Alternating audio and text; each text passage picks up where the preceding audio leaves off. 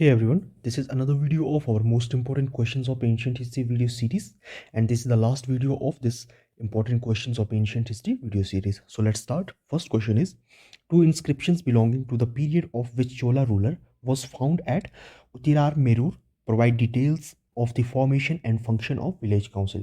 सवाल में पूछा गया है कि दो जो इंस्क्रिप्शंस प्राप्त हुई है वो किस चोला रूलर की है, जो हमें उतिरा मेरूर जो कि तमिलनाडु में, आज के तमिलनाडु में एक जगह है, वहाँ पर ये इंस्क्रिप्शंस प्राप्त हुई है, जिसमें कि फॉर्मेशन और फंक्शन जो है विलेज काउंसिल का, यानी कि ग्रामीण सभा की फंक्शन और फॉर्मेशन के बारे में जानकारी प्राप्त होती है।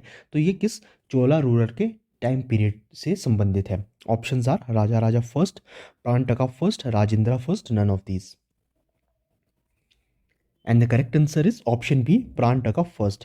Two inscriptions belonging to the period of Prantaka first was founded at Uttirar Merur, provides detail of the formation and function of village council. देखिए इसमें हमें बहुत विविध रूप से जो है इंफॉर्मेशन मिलती है विलेज काउंसिल्स को लेकर। देखिए इसमें क्या जानकारी मिलती है, आप मोटा मोटा सा जान लीजिए कि जो विलेजेस थे वो 30 वार्ड्स में डिवाइडेड किए जाते थे, और हर एक वार्ड से जो है एक नॉमिनेट किया जाता था, एक सदस्य नॉमिनेट किया जाता था विलेज काउंसिल के लिए, और जो नॉमिनेट किया जाता था, एक मेंबर जो नॉमिनेट किया जाता था, उसके लिए भी कुछ क्वालिफिकेशंस और डिसक्वालिफिकेशंस भी निर्धारित की गई थी। जैसे क्वालिफिकेशन थी कि उसे वेदास का नॉलेज होना चाहिए, उसका अपना रेजिडेंस होना चाहिए, उसके पास लैंड होनी चाहिए, और इसकी एज जो है above 30 years and below 70 years होनी चाहिए। और जो डिसक्वालिफिकेशंस होती थी मेंबर्स के लिए, वो इस तरह से थी कि उससे अगर वो उसके द्वारा कोई भी सिन कमिटेड नहीं होना चाहिए था, और उसके द्वारा किसी और की प्रॉपर्टीज़ नहीं चुराई जानी चाहिए थी, और वो ऑलरेडी 3 साल तक ना रहा हो मेंबर। अगर वो 3 साल तक है तो वो फिर से मेंबर नहीं बन सकता। तो इस तरह की जो इस इंस्क्रिप्शन में है, जो उतिरार मेरूर में मिली है, विलेज काउंसिल की फॉर्मेशन और फंक्शन से रिलेटेड इस तरह का काफ़ी विविड जो है इंफॉर्मेशन मिलती है। नेक्स्ट क्वेश्चन पे मूव करते हैं। The inscriptions of the later period of the Cholas rule mentioned Velangai and Idangai, which were the। सवाल में पूछा गया है कि जो इंस्क्रिप्शन में, जो हमें इंस्क्रिप्शन मिली है लेटर पीरियड की चोलास रूल की, उसमें दो वर्ड मेंशन मिलते हैं, वो है वेलानगई एंड इदानगई। ये क्या है? Options are types of coin, major division among the caste, types of warriors, types of sects. Valangai and Idangai ये क्या है? हमें ये इंस्क्रिप्शंस में मिलते हैं चोला रूल की ही, तो ये क्या है? And the correct answer is option B, major division among the caste. ये जो है डिवीजन है कास्ट के बीच का, ये डिवीजन है वेलानगई एंड इदानगई। देखिए वेलानगई कौन से लोग थे? ये वे लोग थे जो एग्रीकल्चर से रिलेटेड थे, एग्रीकल्चर। एंड जो इदानगई थे ये थे मेटल वर्कर्स, मेटल वर्कर्स। और इन दोनों के बीच में जो एग्रीकल्चर वाले वेलानगई थे ये सुपीरियर थे, सुपीरियर टू इदानगई। इदानगई से सुपीरियर ये खुद को मानते थे। तो ये थे major division among the caste. Next question पे मूव करते हैं। कंसीडर द फॉलोइंग स्टेटमेंट्स होगा about the social life during the Chola period. सवाल में यहाँ पूछा गया है कि कुछ स्टेटमेंट्स दी गई है चोला लाइफ की चोला पीरियड की सोशल लाइफ के बारे में। पहली स्टेटमेंट दी गई है, the practice of Sati was prevalent among the royal families, की जो सती की प्रैक्टिस थी, प्रथा थी, वो अभी भी रॉयल फैमिलीज में शुरू हो चुकी थी या प्रचलित थी।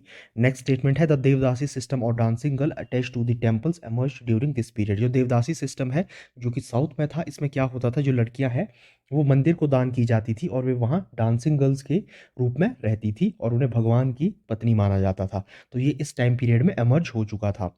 और थर्ड स्टेटमेंट है, both Shaivism and Vaishnavism continue to flourish during the Chola period, की दोनों जो शैव धर्म और वैष्णव धर्म है इस टाइम पीरियड में फ्लरिश हुए।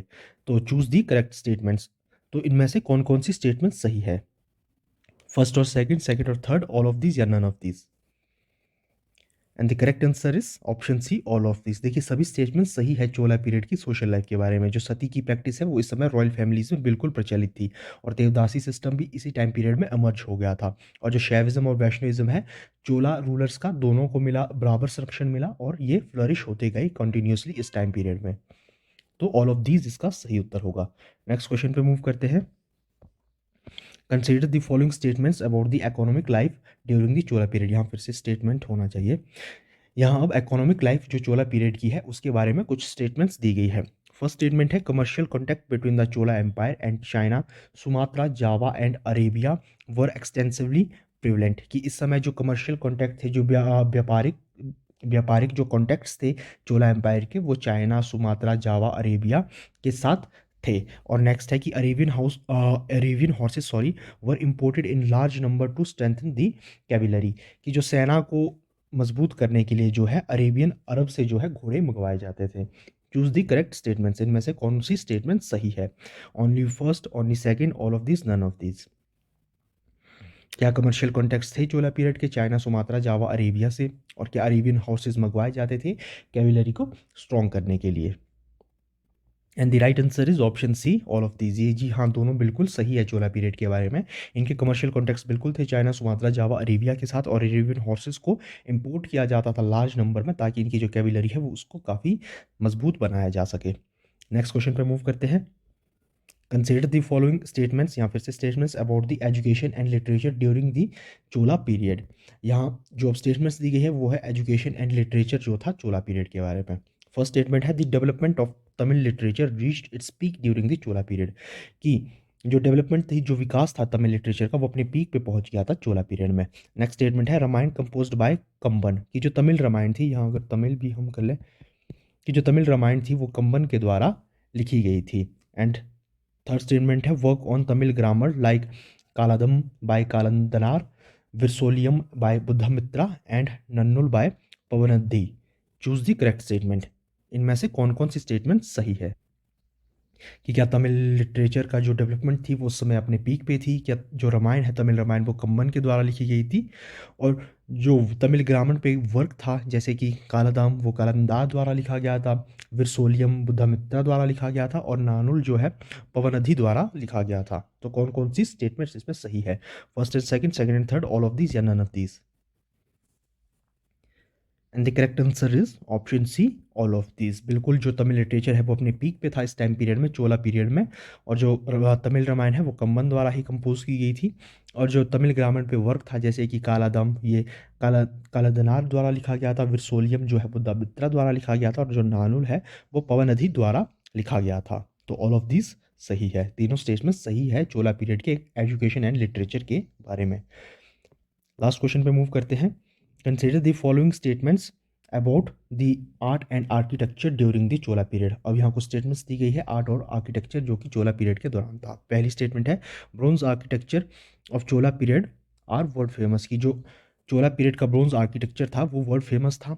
सेकंड है चोला पेंटिंग्स वो found on the walls of Tanjore temple, की जो चोला पेंटिंग्स थी वो तंजौर के मंदिर में भी मिलती है।